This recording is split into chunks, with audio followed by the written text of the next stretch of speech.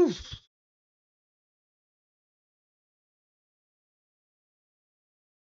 Hello, everyone. Good afternoon. What a day it is. we're being tested. We are being tested.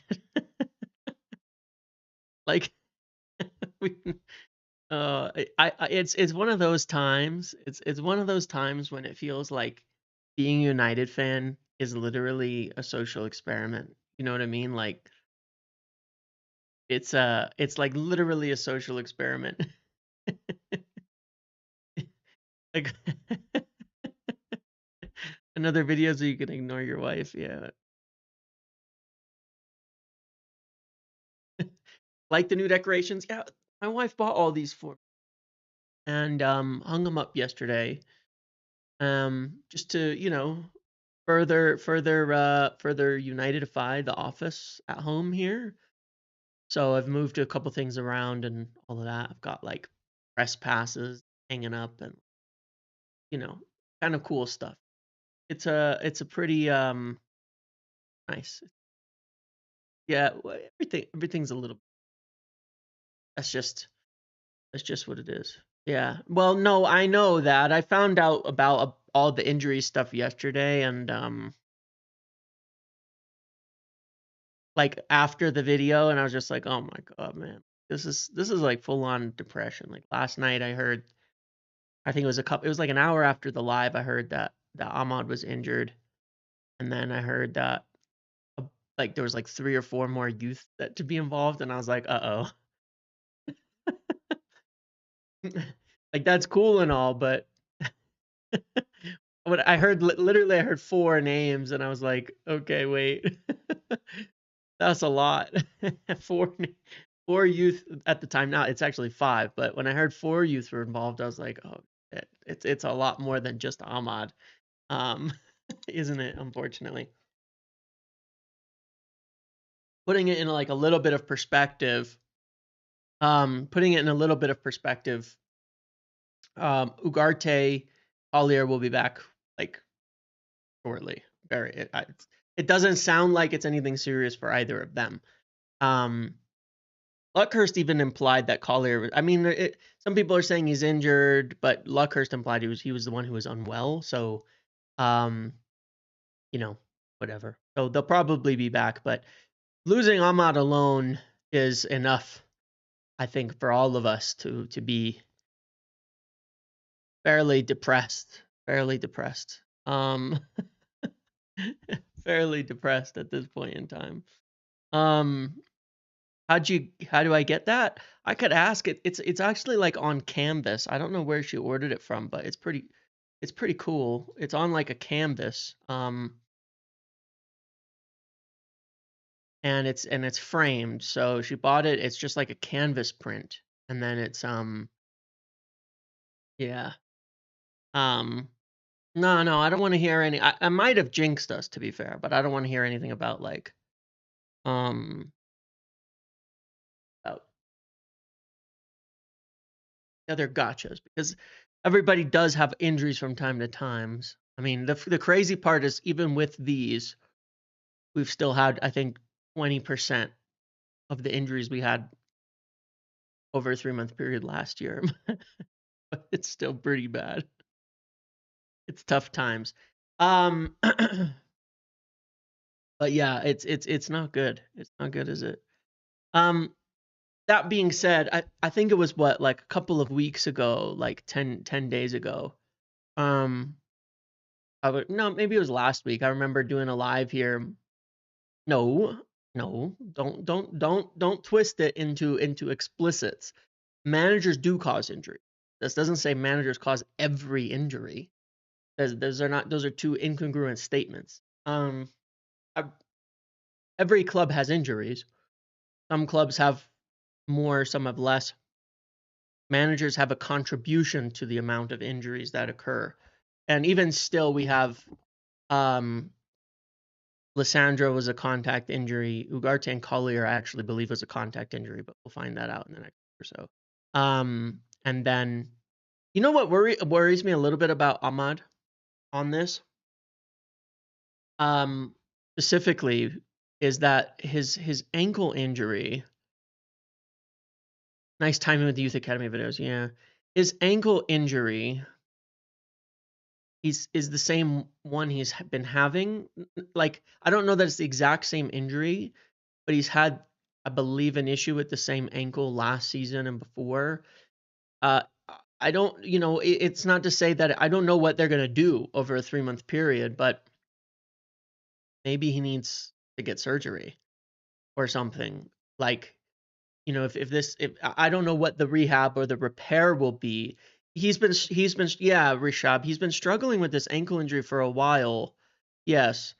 And it's like, I don't know what, at some point something, is there a more permanent repair for this? Because he's had this ankle issue, yes, since last season and this season, as well. And so it's a long-term injury that he's not seemingly coming out of. So that is a little bit of a concern on the long term, is what can he do? What can we do to like repair this long-term kind of issue? Hobby Menu, I mentioned before one of the issues with the with like the contract stuff. He may have had a knee injury last year, but he's had ankle issues in the past, and he had them through the start of this season. Oh, where it was an issue that came up under, while Rude was here as well. Needs some moody streamer lighting next. Yeah, I think it's just a little too bright now. We get some RGB lights and stuff like draped over, that would be okay. Stick to the plan. Well, Splash, see, I remember a couple weeks ago I said, yeah, exactly, Asa. I said a couple weeks ago, you kind of have to just accept that we're screwed. We got to accept that we're screwed, that the season is over, because it is, and it has been, and now it really is. um, they're gonna test my optimism today for sure, but I'm still gonna try to figure out what kind of positives we can take from everything, because there are silver linings with this youth stuff. But I wanted to say, like, what's really irritating here, right? Like, here's the crazy part when you think about all this, right? Like, here's what gets really crazy when you think, like, okay, we've got these injuries right now. Right, season's over. I don't want to see like Erickson touch the pitch. Well, this is my point, right? This is actually the point I wanted to make about the team as a whole, because we were discussing this yesterday when we were talking about like the financial space we could make this summer, and talking about how we have so much money that is tied up in players who contribute nothing. Like, here's the insane part, right? Like, here's the actually like crazy part about all of this, and what's so painful. Usually you have a couple of injuries and you're like, all right, fine, we can turn around. We've got a big squad. But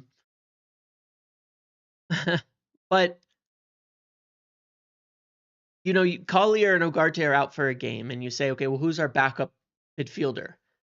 Our backup midfielder is our highest paid player, right? Our highest paid player making 350,000 a week is our backup midfielder, and people are panicking. Like, and I'm not saying they shouldn't be. That's how bad that's how bad things have been put together. If you're like, oh no, our 19-year-old is injured, or 20-year-old is injured, our first year player that we just signed is injured, we've got to play our backup, and they're 350,000 a week, and you're like, it's the worst news on earth. That's crazy, right? Like, that's crazy. Okay. And then, yeah, yes, it is. Sancho's probably on, I think this is actually thinking based on his current loan, by the way, not his total wages. But look, when you look at what's left here, right? You say, oh, shoot, we've got to rely on Casemiro. Well, he's our highest paid player, and it's like panic stations because we have to we have to play our highest paid player. That sucks. That sucks. Bruno's there. That's good. And then it's like, oh, we lost an attacker. Maybe we can play our third highest paid player. Nope. He's been injured for 18 months. Not there.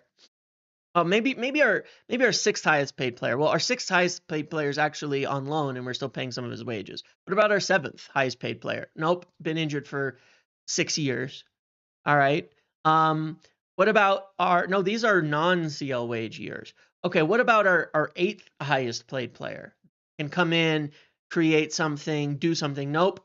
Also useless at this stage, and leaving in summer. Okay, these don't worry about the exact numbers on these wages. They're not always accurate. And then you're like, all right, well, we'll just keep going down. 12th highest paid player, also been injured eternally. 13th has an ACL injury, and then you're getting into everybody who's left. Like, look at how unbelievably unbalanced this squad is, because all the players we're relying on are down here.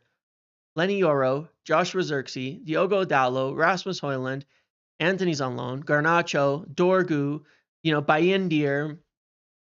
And most of the players in our top 10 are useless for us.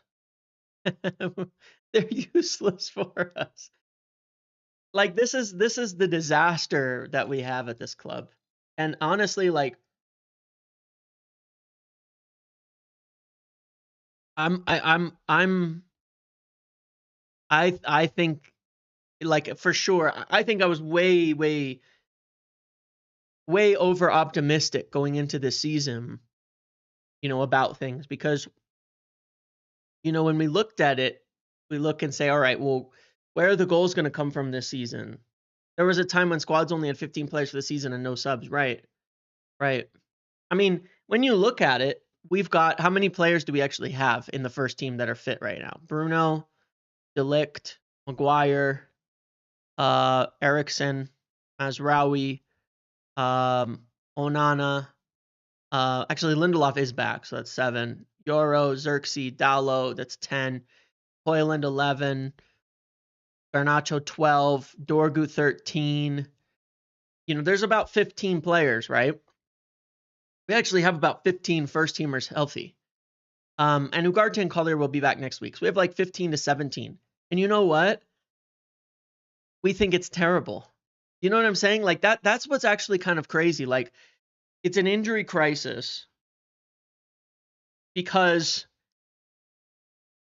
our top paid players are all bad. or completely unavailable. Otherwise, you can deal with it. Ahmad is down here, right? Like, this is the player getting injured that ruins our season. Where's all these guys to step up? I mean, Ugarte will be back. He's around the same number. But all of it, like, so many names in here are just useless. They do nothing for us. And it's like that's crazy. That is obviously the problem. And I think personally, I think I was definitely over optimistic as to that some of these guys would stand up and contribute this season. That Sancho could do something for us, but of course he's on loan. At least he'll get sold, right? Not our problem anymore. That Luke Shaw wouldn't be injured for the entire season. That Mason Mount wouldn't be injured for the entire season. That Eriksson or Casemiro could actually still provide something. But no, it's like there's nothing in this team. It's that's wild. And in the big picture, obviously that's the issue. You could dump 350, 250, 150, 150, 150, 175, $1.5 million, and it would do nothing.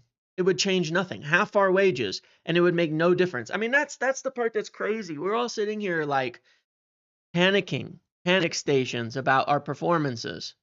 Panic stations about who's going to play because our highest paid players are going to have to play. Fucking hell, man. Like, that's bad. And you're right. It is panic stations for that. It's awful.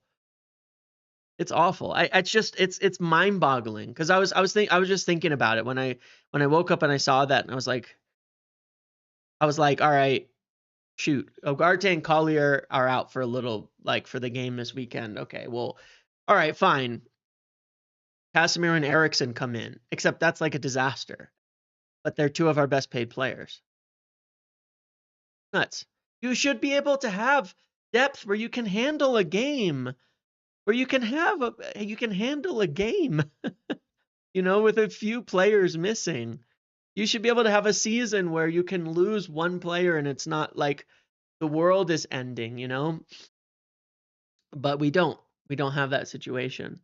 And by the way, paying 10 million, look, it would be nice if we could have bought someone in January, but realize again, injuries don't you don't get like an injury clause in PSR. You don't get an injury clause in PSR. It's not like a player gets injured, suddenly you can violate the PSR rules. You know what I mean? The option that says as a percentage. Where do you see that? Sorry if I'm blind.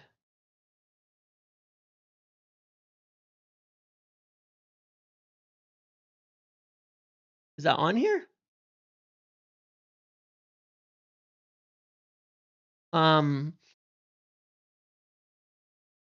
It doesn't change that. It doesn't change it. Having injuries doesn't change the fact that we couldn't buy players. Oh,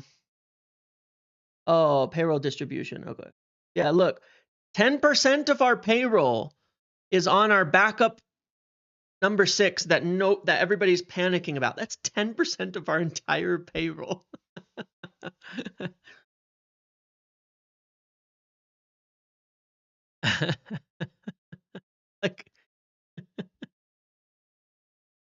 like oh man.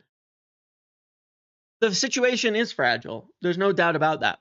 I wish there was a much better solution. I still think but I would still say this to anybody. I still firmly believe this. Paying 10 million to rent a player is the cost of making a permanent signing in summer. That's not worth it. We should no matter what, we should not have done the Tell deal. I get it. We shouldn't. It's still correct for us not to do it. Maybe there was another deal out there that could have worked. I don't know. I don't know, honestly. Right? But let's add these percentages up based on this actually, because I'm really curious to of players still remaining where we're saying where people consider them like what 9.94, 7.1, 4.26, 4.26, 4.26, 3.41, 2.13, 1.85. All right. 37% of our payroll is useless at the moment. That's with players on loan. That's without counting the cost of their wages on loan. Rashford's down here, so we're still paying a small percentage of his payroll, right? A necessity for what? A necessity for what though? Like again, I agree. We're super short up front. But a necessity for what? Like what are we trying to do? Like why it's a necessity to spend the money for what? To accomplish what? To accomplish what? That's my question. To accomplish what?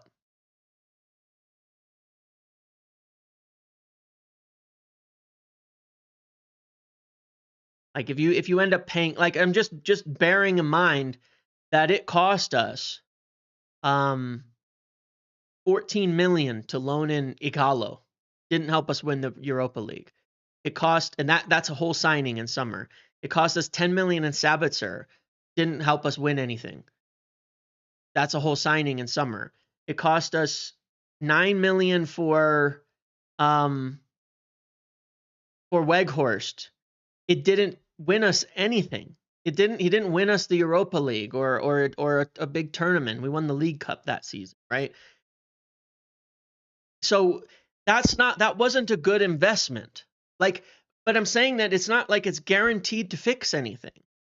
That's the risk reward that you go up into it. You say, well, we could spend 8 to 10 million and it's going to do something for us. Maybe it doesn't. Maybe it does nothing, and then we can't buy a player come summer. That's a concern. That's a problem. Like that's a concern. Should we still want to try to win Europa? Yeah, absolutely. 100%. But it doesn't mean that's going to change by loaning in some random player.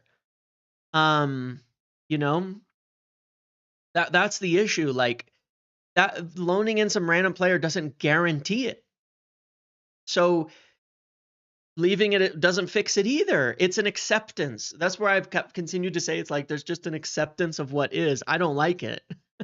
I'm not happy about it, but it's an acceptance of what is. Do you waste the money you want to that would afford you a player in summer on the 1% chance that some random loan is the difference between winning Europa or not? That's the thinking that they're going to do. That's the thought process that they're going through. Maybe they're wrong. Maybe they're wrong. Like let me put it this way too, right? If we were doing better at this point in time, if we were doing better at this point in time, then I think it would have made more sense to do a loan. You know what I mean? I think it would have made sense to do a loan. Like if we were like flying, you know, if we were on this huge up and up and it was like, okay, let's just get some reinforcements in because we have a good shot at winning things this year and like a high percentage and we were playing really well, might be different, but I don't know. Even then, it's always cost benefit. I'm not a fan of it. But then again, like there's other things, you know. There's other things. I don't know. There's other things too. Because then one could make the other argument, well, why shouldn't we have just forced it to go right with Rashford, who's obviously still a better footballer than probably anyone we would have got on loan. You look at him today, playing for Aston Villa, and that's not like a criticism of Amorim or something. I'm just saying like we did have a choice. Amorim did have a choice in this. You know what I'm saying? Like Rashford's a better footballer than who we might have got in on loan, and we sent him out. So we had a choice. Amorim had a choice. You know? That was one of the choices that is made. And you know, you live and die by those choices. And sometimes it is what it is, you know? And you kind of have to get past that. But the plus side of it is that we might see some actual youth to know who we can use next year, sooner rather than later. I'm not mad. I'm not mad. I'm just saying it's a choice. It's a choice. You know? These were choices that were made. You know. But it's like, imagine if we sold Garnacho as well. We only would have done okay, but let's talk about that. I want to talk about that for a second. Let's talk about Garnacho for 1 second. Bothering me. Let's talk about Garnacho for just a sec, because here's where I have a little bit of an issue with the hypocrisy of United fans. Okay, people will sit there and look and say, we've got no forwards now. We've got nobody. All we have is Garnacho, and you know, that's it. And we have no forwards. Our season is over. But then when you would suggest that maybe we should sell Garnacho for 50 million, it was like, no, he's worth 80. Well, hold on a second. Okay. Like just hold on a second with that thought process. Because how can Garnacho be an 80 million player that we shouldn't sell under any circumstances and be so shit that he can't help us when we're having an injury problem, when one forward gets injured and we have nobody to score goals up front, nobody to do anything. Those two concepts are not congruent, right? And that was the argument I made at the time, as I was saying it's very weird, what we, the kind of the whole discussion over players has been weird, right? Because I look at it and I think, okay, Ahmad is injured. That's not great. Garnacho's probably been better than him the last 2 or 3 games. We kept him. So I think he'll help us. I think he's actually going to play pretty well. Now he's just got to start every game. But he's been playing better. He's been playing better. But, it's like, it is what it is. Just Garnacho is enough? Absolutely not. But I think the point on it is that, like, I just like to see consistency, I don't like people going, when one player gets injured, they go, we've got nothing. We have nothing. We have nobody in attack, when they were 2 weeks ago getting mad about the prospect of selling one of those players who's apparently nothing. I think that kind of hypocrisy is just more the point of people getting upset for being upset's sake. Like, people just want to be angry. They just want to be upset about it. And that's okay. But, I think that, Garnacho will get his chance to prove, will get his chance to prove what he can do in the next few games. And look, to some degree, we just have to like have people step up a little bit. Right, Irish, and that's fine, but then why now is nobody sitting there saying, okay, well, Garnacho, who hasn't, needs to step up and improve and put it, like, I guess my point is like, there's a couple of factors here that are true, right? Number one is, I don't think it's acceptable to let the remaining players off the hook, because there's enough of them to not improve and win games, including Garnacho. I don't think it's acceptable to say, like, it's all, like, what I'm saying is that it's not acceptable to just make it a failure of the coach or of management for people not performing, because we've got decent players. Like, it's not acceptable that Casemiro wouldn't take a move away because he wanted to get his salary. Well, then he better fucking play well. I'll put it that way. Right? Like, that's just my view that I'm looking at. If Casemiro wanted to stay and keep his wages and not leave, he better play well. We shouldn't, like, let him off the hook by saying, it's by turning the blame. Well, now you've got to play, and you've got to play well. You stayed for the money. You've won Champions League. You better play, and play really, really well moving forward. You just have to. And the same goes for everybody else involved in this too. They have to play well. So we'll see. But anyway, I mean, look, it's definitely a negative, but at the end of the day, the whole squad should not be that's kind of my point, Chris. Like, this is Ahmad's first real season, and it's like he's injured, so it's a disaster. I mean, that is a failure of 5 years of squad building, that's the case. You know what I'm saying? Like, that shouldn't be a disaster. Ahmad in his first season with all of these players, that was my point about just how bad the squad is put together. Where I said I've definitely was over optimistic about how we might perform this year. This squad of 171 million wages, relying on one player in his first season, or it's all screwed. That's wild. That is really unfortunate.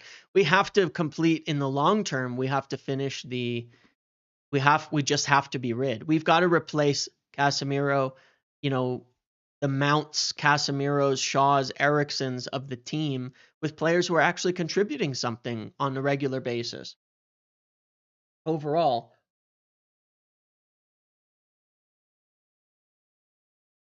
I have no problem with what Ineos have done in their two squad windows. I think De Ligt is a good player who is a solid player in there. Lenny Yoro has been getting better and better, and he's on 115,000 a week. He's going to be one of the best center backs, and we need center backs. Lisandro Martinez just got injured again, so signing those center backs looks like a smart move from ownership. Xerxes, we'll see. I think they'll get their money back for him, which is the positive of it if he doesn't turn out well. But now's a chance for him too. I think he's been decent recently. Now's a chance for him, who's come in, to actually step up and improve and play well. And Ugarte's out for one game, but I'm not going to have an Ugarte argument again. And Dorgu's played one game as well, so he'll get a chance to step up too.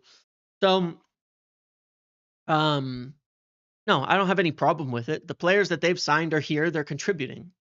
Mazraoui as well, right? Affordable. And in the back three, the players we signed in last two windows are here and they're contributing. That's more than I can say for the players we've signed the windows prior, and especially when you factor in the costs associated with each person. So is it great? No. Is it a lot better? Yes, a lot better than it has been. I mean, when you look 1, 2, 3, 4, 5, 6, 7, 8, 9, 10. Of the top 10 wages, actually, if you include Rashford in here from below and Anthony, who's on loan as well, it would push Mazraoui and Ugarte out. Ineos have signed one of the players in the top 10 wage, which is De Ligt, and he's actually played pretty well. So I think it's fine. I don't think that there's a big issue. They've signed one player out of our top 10 wages. That tells you just how much we've been overspending. But regardless, look, we talked about, I think Xerxes, look, I think now is the time for some players to come through a little bit and prove it, right? Xerxes got to step up. Xerxes has to step up and do something with it now. And some of that's on him for sure. Like, he needs time. And Mazraoui in the back three is great. Mazraoui in the back three center backs is great, and De Ligt took they signed 3 players for the same position in the summer, and thank God they did, because most of them are starting now. Most of them are starting now. So it's a good thing we signed all those center backs, because Lindelof's been injured the whole year, Evans has been injured the whole year, and Lisandro's injured the whole year. So good thing we signed center back, so we'd have nobody right now, and we'd be playing Bruno at center back. Like, holy. But anyway, regardless of that, we have to finish off. We have to dump everybody we can this summer. Casemiro, Sancho obviously will go. If we can, Eriksen's gone. Lindelof is gone. We got to see if we can shed more wages and replace it. We have to see if we can shed more wages and replace it. Yeah. So hopefully we can do that. And Aiden Heaven too, right? Yes, Aiden Heaven as well will come in. Yeah, Lindelof conveniently injured through the whole windows and then pops up again suddenly, but he's leaving in summer anyway. Regardless, though, what it gives us an opportunity to see here is what we have and what we're going to have for next year. Okay. Whether it works out or not, I don't know, but obviously this is what we've got. Okay. And look, I think I was saying this the other day. I think that, like, you can hype, that we can hype up, like, yeah, let's talk about Vivell and all of that. So yeah, so some of the cuts are going to be in the scouting department, and Vivell is obviously staying long term. And going back to this is we knew that Vivell was staying long term. We've talked about that a bunch. But going back to this is all part and parcel to this, right? Like, we go look at our wages here and we look at the players being signed and things like that. Dorgu, 40,000 a week. You're getting him at these kinds of wages. So you're talking about buying these emerging talents, having someone to buy these emerging talents, and then instead of just buying these obvious expensive names, And so Vivell's obviously that's the guy. That's kind of the point in doing it, is because he's got those kind of connections. And I don't think it's about number of scouts. I don't think it's ever been about number of scouts. United have good scouts, but I don't think that's down to having an immense number of them. I think that's that they have some good scouts. We have more than everybody else, and it hasn't helped us to some degree in identifying talents that nobody else has been able to identify. Um, you know, Calafat finds all the South American talents for Madrid as one guy. It's about having the connections to the right people to know who are the up and coming talents and how can you sign them. And that's what Vivell is for. As a worldwide, guy, he's identifying the Diego Leones. We got it done. I'm sure it wasn't because we had 33 scouts or something, right? The Secucones, the things like that. So that's obviously the strategy moving forward, is utilize more a guy who has connections, right, to the worldwide market of emerging talents, to find the young up and coming next best players and bring them in, so that we're not paying 10 times the price later on. And that's obviously more of the strategy that they want to go to, is leaner. Now, I've said the scouts have found good players in the past. They certainly have. But we don't know like how many of them. It's not a matter of numbers or anything like that. There's been good scouts too, and so hopefully there's no. We'll see how it works, right? But obviously, Vivell's market is mostly on these up and coming players, emerging talents, things like that, and he has a lot of connections with those types of players, and that's good. I doubt it's going to be like there's no scouting. We're going to have still a huge scouting network. Still, we're going to have a huge scouting network, and we're still going to buy more senior players and things like that. Well, Victor, I agree with you on that. I've covered that plenty of times myself, but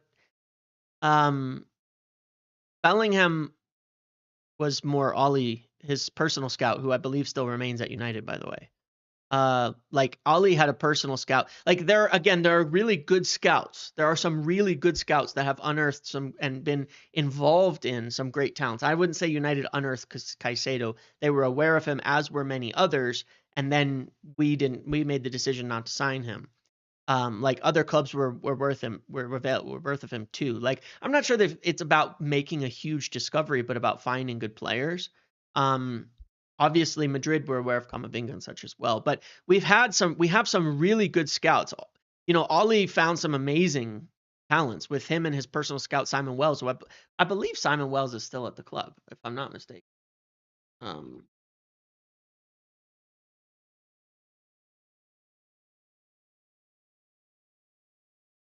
Yeah, Simon Wells is still at the club. So Simon Wells was one of the main guys under Ollie that went and found a ton of really good talents. He's still there. So like I would hope we don't lose some people who are very good at their jobs, for sure, because that could be a mistake. I don't want to lose them. At the same time, there were guys who cast doubt on Bruno Fernandes and said Bruno wasn't good. And then Ollie went there to look himself with his scout and with Mike Phelan to watch Bruno and said we need to sign him.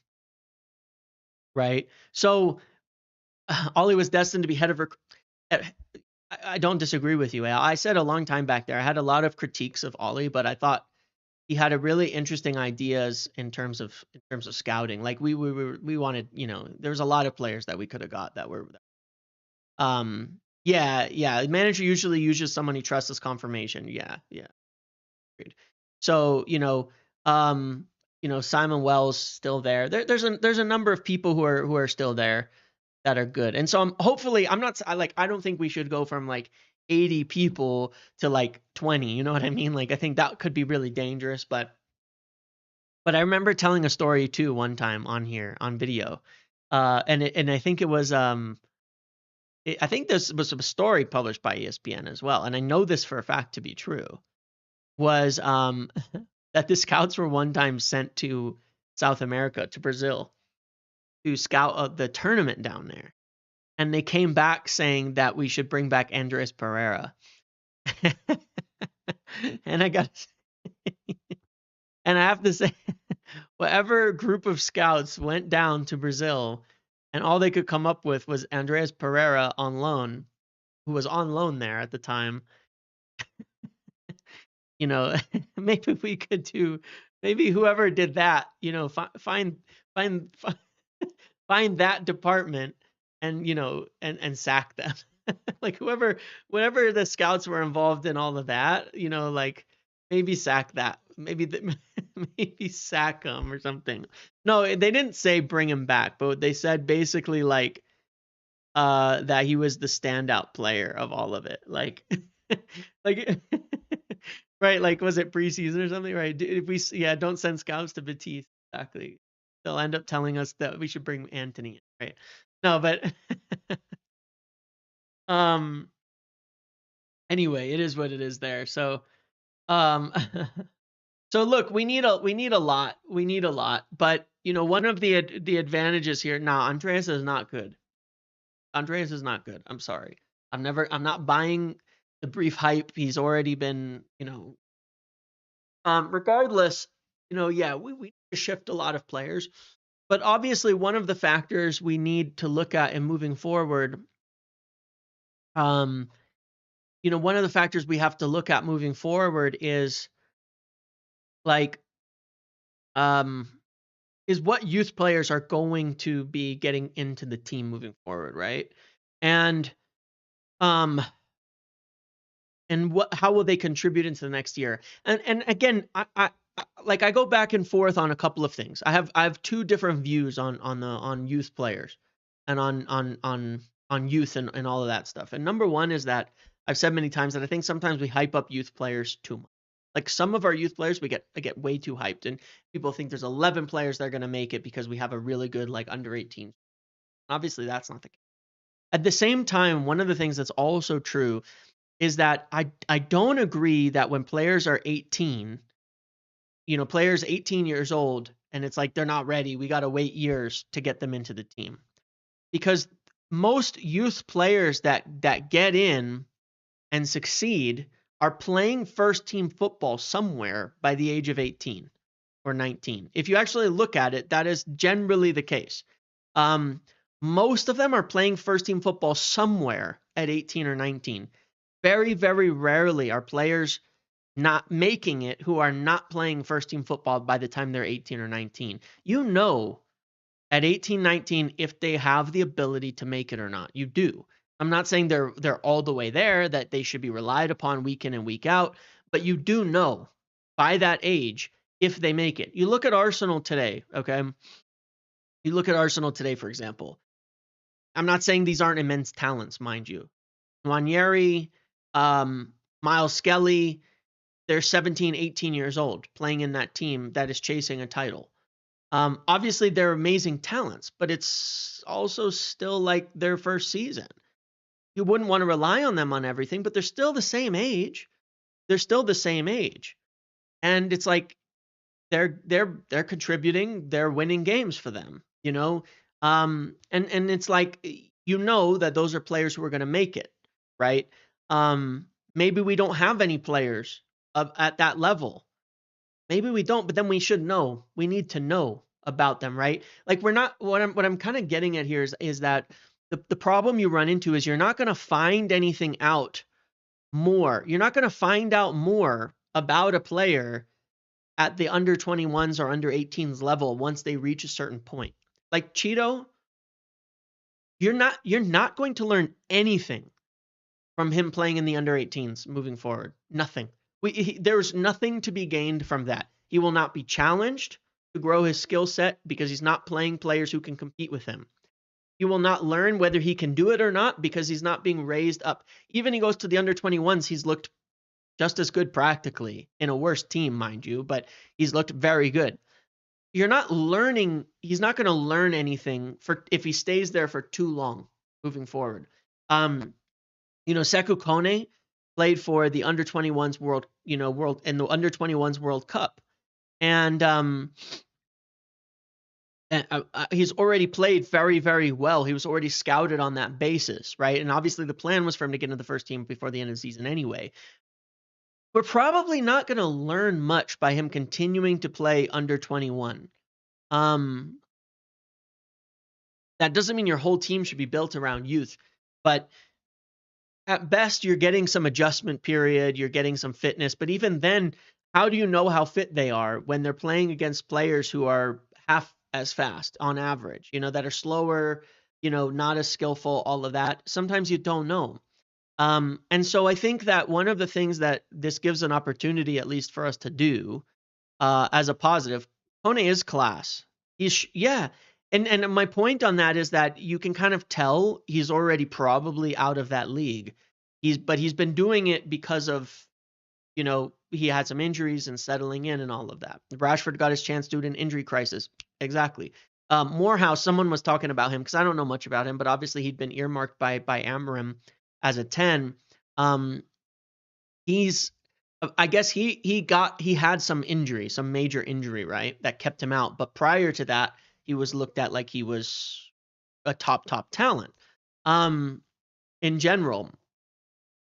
So, I don't think we ruined Ilanga either, though. I think that we just have had bad managers, to develop players. That's really what it is at the end of it. And I think Amorim has been wanting to get youth involved. There's worries over physicality and things like that. But Amorim has wanted to get youth involved, but it's a group decision. So no, I don't think Rashford, a young player in an experienced team, is fair. It's not like our team doesn't have experience. It's not like we were we were so settled under Van Gaal that like everything was great and like we haven't had a settled team in 10 years, honestly. But we've still brought youth through that have become successful. We weren't settled when Kobbie Mainoo got into in the last couple of years. We weren't settled when, we bought Martial at 18 or 19. We weren't settled when Greenwood came through. We weren't settled when Rashford came through. We've never been a settled team full of experience everywhere that is all good. No, I disagree on this point of good young players will work coming into stable. What is a stable environment, though? Like Jude Bellingham, was it stable at what the fuck club was that? Did he come from in England? Were they like what is a stable environment, though? I think it's 90% of it is just on coaches understanding how to develop young players, not anything else. Solskjaer did develop young players. All of our young players improved under him when he was here. The ones who played, anyway, improved under him. Birmingham, right. So was Birmingham some like crazy settled side for Jude Bellingham to debut in and start playing in at 16 and get spotted? Because I've watched Birmingham City, the club's a mess. The club is a mess. What do you like? That's a mess. Was wherever Holland was playing at in Norway and then Austria, like you don't know that those were settled sides. Like sure, when he went to Dortmund, are they a more settled team? Yes, but he was already amazing by that point in time. So I think it's very debatable this point on stable, settled teams and all of that kind of stuff.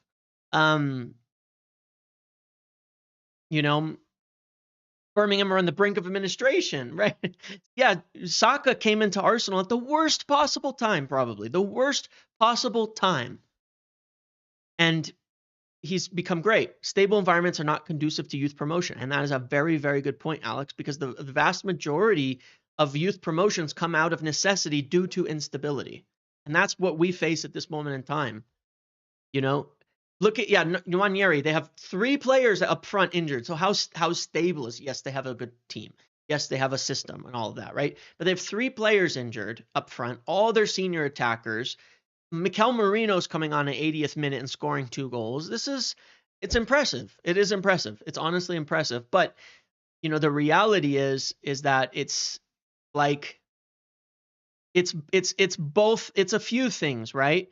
It's a few things. It's not like young players can't make it in in good teams, in bad teams or good teams. I mean, if you're good enough, you're good enough, and I think we've seen that over the years. Right, a lot of stable teams don't promote players like City. That's kind of the issue. Is it's a bit of both. It's a lot of clubs that are in flux, and honestly, the truth of it is that to me it's all bullshit anyways, because the majority of good young players come through at small clubs, mid-table clubs. And then like was Everton super stable when Lukaku came through at Everton? You know, um, were they super stable when he became one of the best young strikers at Everton? At the time, I know he probably he was from Chelsea before, and he bounced all over the place, but he still came through. Talent is talent at the end of the day. And if you look at it, a lot of the best young players come into yeah, Tyler Dibbling at Southampton, right? One of the worst teams. I don't know where the stable environment really comes from. Lukaku bounced around Chelsea all over the place and had actually a really good Premier League career after going Chelsea to West Brom to Everton, and then we bought him, right? So it was like he bounced all over the place, in his career because Chelsea were crazy and Chelsea were selling people and all sorts of weird shit. Pressure at United is different. Fine. So what? You're going to have to play at United. You're going to have to play at United. You're going to have to deal with that pressure one way or another, right?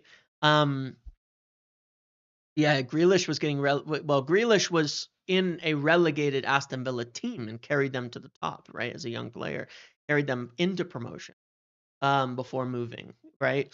My point on it is just that like you're gonna have to deal with it one way or another.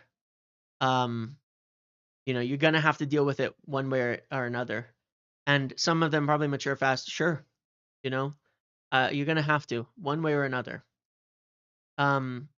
But the world's always going to watch United. The world's always going to watch United. And the truth of it is, if we're waiting for a perfect time to integrate youth, then the youth won't get in the team. It's just not going to happen. And I don't think that players can't have a bad game at United. That's a personal issue. It's a personal issue. Get off social media, honestly. You're never going to make it if you worry about what people are saying to you on Twitter. You know what I mean? That's never going to work. You can't survive that way. Like it is what it is. You can't listen to the media. I'm sure Sir Alex and prior managers and everything would say the same thing. You can't listen to the media.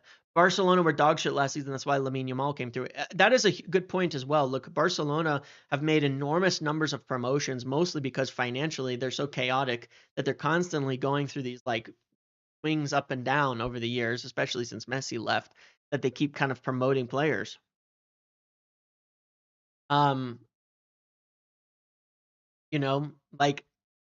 it is what it is. Yeah, I don't know. Maybe it's because, Sir Alex created such a great environment to bring the class of 92 in and stuff like that. But it was the same message. I mean, that's still where you can't win anything with kids and such came from, was that we were too weak. We weren't good. That the players were too young. We were never going to be able to get anywhere with them. Obviously that's a different slightly situation, but still, regardless, we're going to have to now, right? So I look at the team and I say, okay, well, what do we got? What should we do moving forwards? Newcastle spent 210 million in their first two windows with Saudi, then followed up with another 45 million. We spent more than Newcastle. Owen, we spent more than Newcastle. And they didn't spend in January because of PSR. Let's put like our starters in first of all, okay? Let's put our starters in first of all. One thing that I hope for, and I'm gonna consider Collier and Ugarte back soon, okay? Because I'm more focused on the long term of the season. I'll move around who probably plays tomorrow in a moment, but I swear to God, Casemiro and Eriksen should not be playing a bunch of minutes through the rest of the season. That like it's an utter joke if they do. That will really disappoint me. when I look at the optimism of this, tomorrow, Bruno may be deep. Fair enough, Owen. Fair enough, Owen. Apologies if I misunderstood and I misread. Um,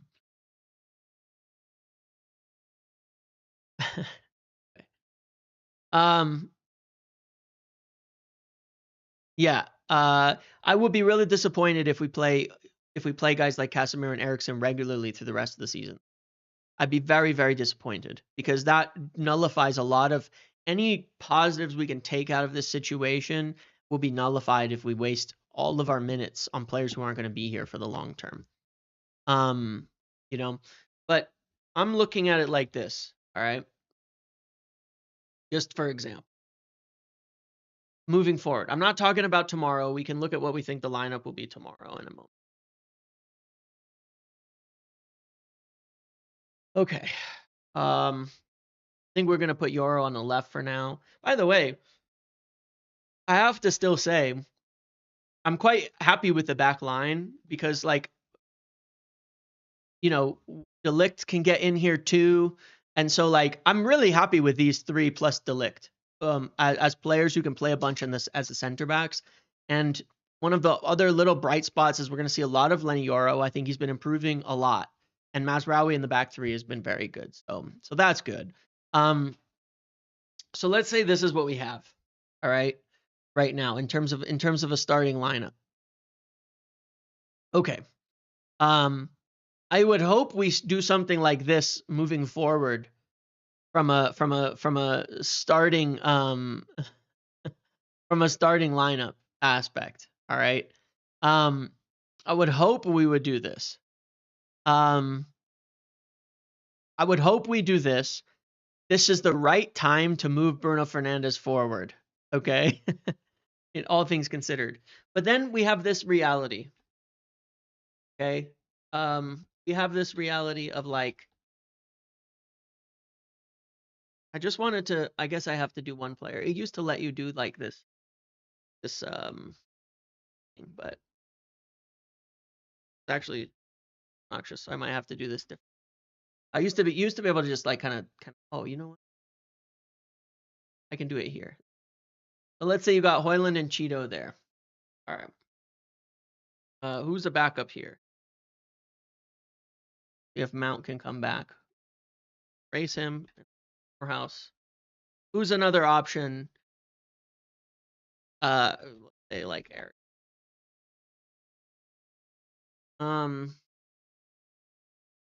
Maybe you can play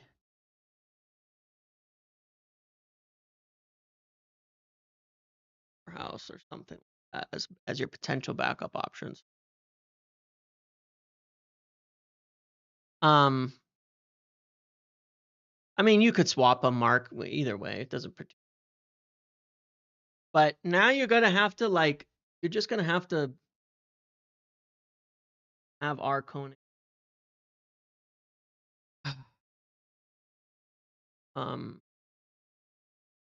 Who's the other mid? Are there any other midfielders going? Amos, Kone, Ito, and Morehouse. Okay, so we'll say these, right? And we're gonna have to, like, live with this.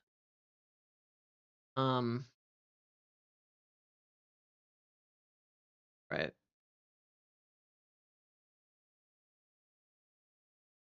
Amos. Okay. Vital. Okay. Yeah. I'm not talking about tomorrow. I'm not talking about tomorrow. Okay. Because yes, looks Ugarte and Collier will be out tomorrow. Fitzgerald. Well, I'm more just looking at, like, the four whatever who are brought up right now. All right. As, like, the obvious indication that those are the next men up. Morehouse, Cheeto, Amos, and Kone. I don't think we can expect to try and debut more than 4 young players realistically. Yeah, why did Amos get a chance earlier? He was I don't know, but I guess we'll see. Xerxes could play in the 10, right? Yeah, you could swap this around, kind of however between these front three, right? But the way I look at it is, if we can use the players, we'll get to see Cheeto in the front three. We'll get to see Morehouse in the front three. We get to see Kone in the midfield. I think Kone Ugarte, by the way, could make a very, very good, with his skill set, could make a really, really good midfield pairing in terms of a partnership of complementary factors. That could make a really, really good partnership. Because Kone has some serious all around qualities, and if you have another defender next to him, I think it would take a little bit of the burden off of him to be a bit more free in his running around, disrupting play, progressing the ball. He's got good qualities. So I think that would be a good potential option moving forward to test him, is to get him in next to Ugarte. That might be a decent idea, actually. Something that we could do. Maybe you can get Amos in and move Dorgu to the other side for some games. But this is where I look at it and I think, all right, we have a chance here to know before the end of the season, is Kone, what does he have to show? You don't need Ugarte to be any good in the final third. It doesn't matter. Can you do a video of the Academy lads get out of the PowerPoint? I probably will have to make something for next week on this now, and maybe I'll make it alongside the Academy friend. But this is where I feel like we have this opportunity. Let's see what Kone can do, what he's made of in this partnership. Because we need to know, can we rely on him next season? Right? Can we rely on him next season? Can he play? Because otherwise, we need to buy 3 midfielders. You know what I'm saying? Because Casemiro's a non-factor, Eriksen's a non-factor, and is leaving. We need to know if Kone can do it. So it gives us that opportunity to see it. Amos, can he come in as a I'm talking about for the rest of the season. Talking about for Europa League, for cup games, for for different things that can be in there. So there's going to be opportunities. I'm talking through the rest of the season to take it to see what these guys can do and to just accelerate this, because they've wanted to get youth in the team, but I've been holding back. Well, now we kind of have to. We're just going to have to. We just have to. We have to start getting some of these youth involved, because we have to push players forward.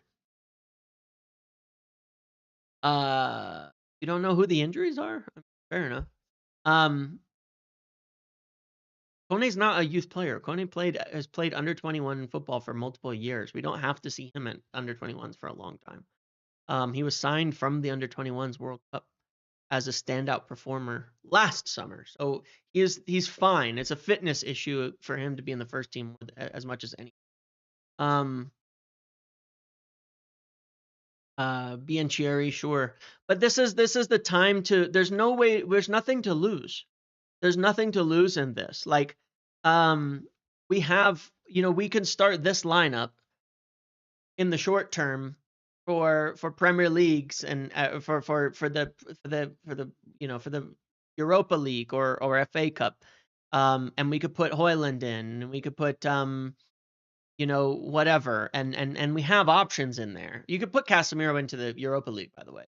Actually has played some decent games in the Europa, I think, as well, alongside Ugarte. Ruud did that, and it was actually kind of decent. So, maybe he has got a use there. But I'm just looking. You can get Kone and see what he can do. We need to know, do we have Kone next season as a real option, or are we going to have to sign more players?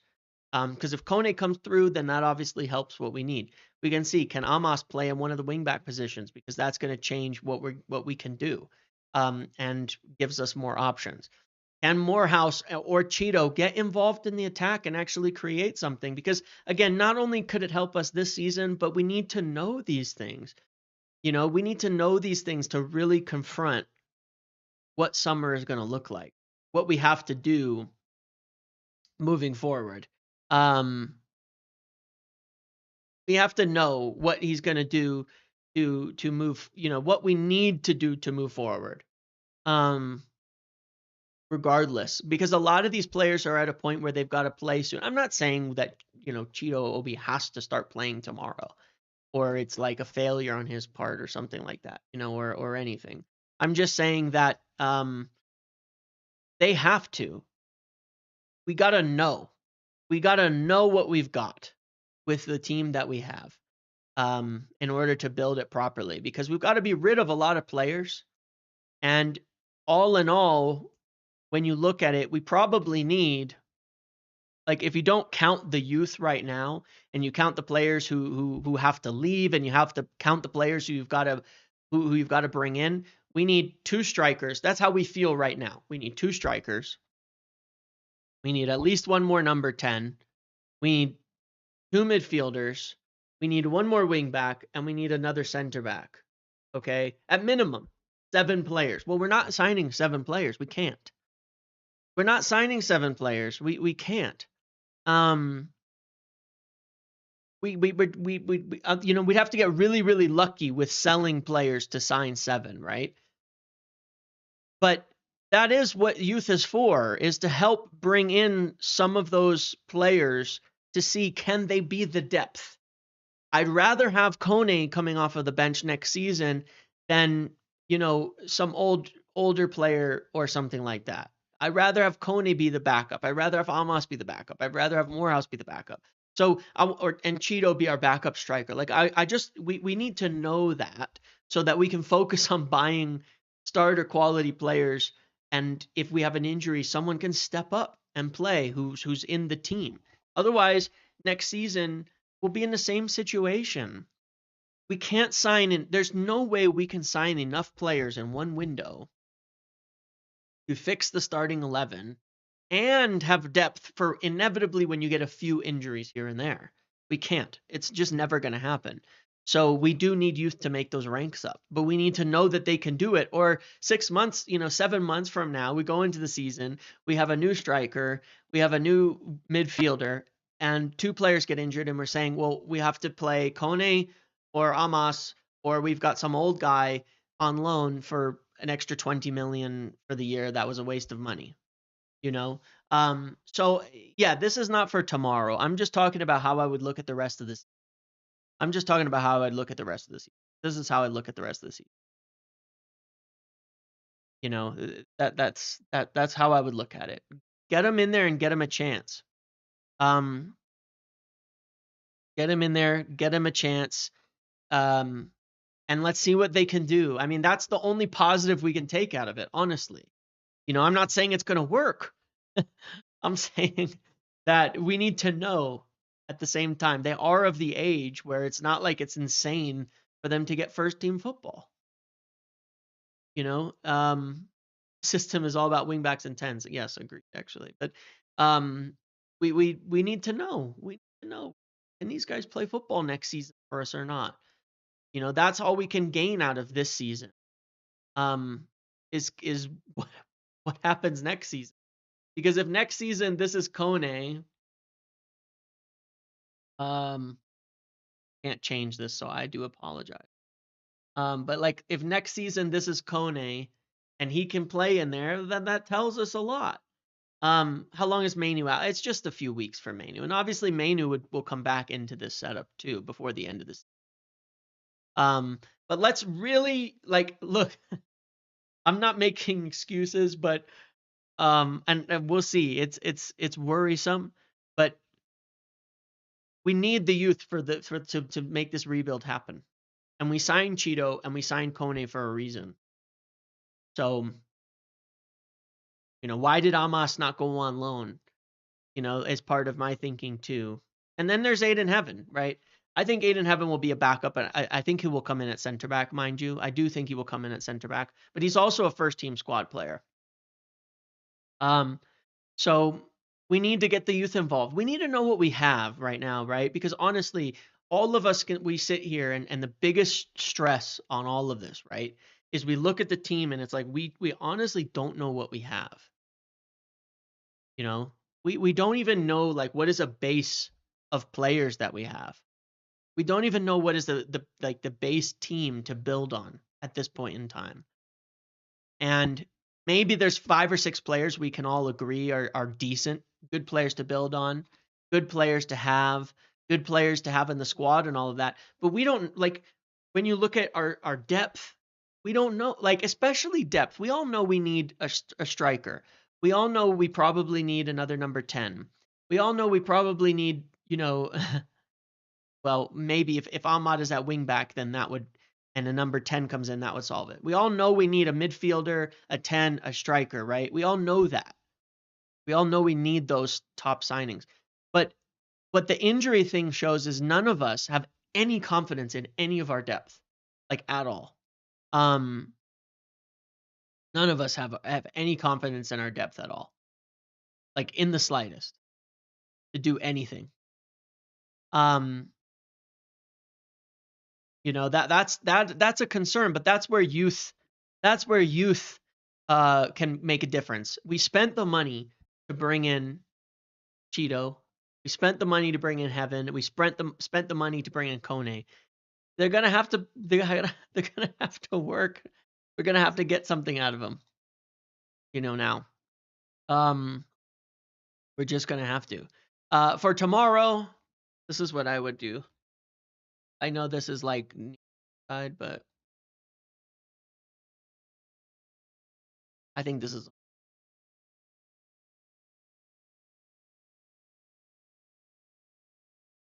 I think that's it. We might beat Tottenham like that. I mean, people are acting like Tottenham are any good. They're below us in the table. But this is what you do tomorrow. You could play Hoyland here if you wanted. I really don't care. I think we should do this.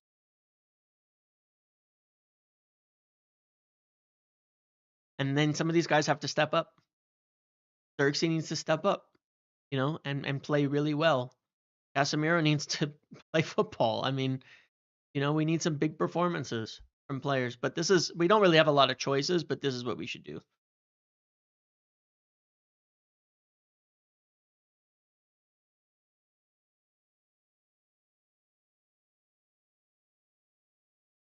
I wouldn't put Mazraoui in the midfield. He's one of our only pacier, decent legs in the back line. Look, you could swap Eriksson for Hoyland. You could swap these guys around. You could put Hoyland up front, all of that. But I want Xerxes being the focal point because he's the one dropping in, winning the ball from central positions. You know what I mean? Like you could do this. That's fine. I really don't care slightest about what you would do here. There's obviously that's you could do it like this. Have Xerxes drop in and have players make runs beyond him. There's pace in this front line at least then. There's some danger in there. Xerxes can at least pick up the ball. Bruno can hit some decent passes. We can settle in, a little bit. So I think this is okay.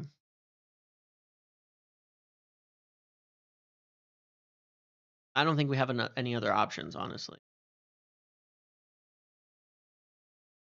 But remember, Spurs are, again, very bad. I mean, you can score goals against Spurs just running at them. But I think you need to keep Mazraoui and Yoro back here because you need pace. You need pace in the back line. De Ligt is not fast enough. De Ligt was getting absolutely ruined out wide against Spurs in that first game. This is okay. This can beat Spurs.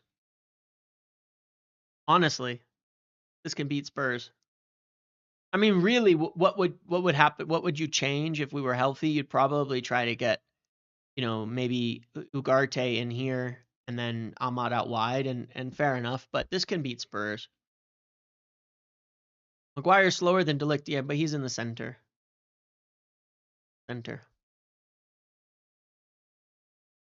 The wide center backs need to be faster. I hope we go correct footed, but this can beat Spurs, honestly. Like it can. I'm not it's Spurs. It is what it is. At the end of the day, like it's Tottenham. But look, some of these guys have to step up. Some of these guys have to step up. Some of them just have to step up. But regardless, anyway, that's where I've got for the rest of the, you know, it's shit. It sucks. But I can never stop being somewhat optimistic. Okay. And my optimism for the rest of the season is that we at least we'll know what some of these young players can bring to the table. And we need to know. So, and I'm hopeful that a couple of them will come through. Look, Cheeto, Kone, 2 young players signed under Wilcox, Bell. Now's a test of them. Now's a test of them. Can they? Did they have good eyes? Did they bring in good talents? You know, now's a little bit of a test of some of these guys because they haven't, you know, obviously look, things never, ever, ever, ever go to plan, honestly. Like, let's look at the reality of it. Things do not go to plan. They just don't. And you lay out your perfect plan, and they might be there, and things will always happen that force you to accelerate some aspect of it, do something in non-ideal conditions. There's no such thing as like perfect planning in life. It just doesn't happen. It just doesn't happen. And so we bought these young players. There was a good plan in place, at least long term, get them settled in, get them going. You know, then they'll get eased in by the end of the season. Well, let's do it 2 months early. Let's do it Leon's too young, Rico. We can't actually sign him. Let's get them in now. Why? Because I think they're going to make the hugest difference today? No. Not why I want them in the team. I want them in the team because I think that they could be an option. And they can show they're worth something, and they can show that they're worth something tomorrow, you know, next year, that they can grow. But that's where you have to be adaptable. That's where you have to be adaptable. I just don't have room. But thanks. All right, I'm gonna end it there. Shea Lacey's just come back from injury. He does need more time. He's really, really, but he also needs to not be injured all the time. I'm gonna end it there. Enjoy the rest of your Saturdays. I will be here for the watch along tomorrow morning.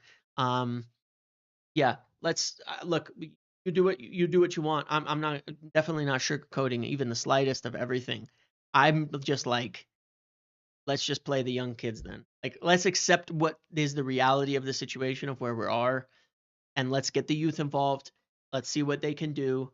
Let's see what we've got, and build towards the future. And you know what else can happen? You know what else is, what else is can you do? Yeah, there's nothing else. Um, so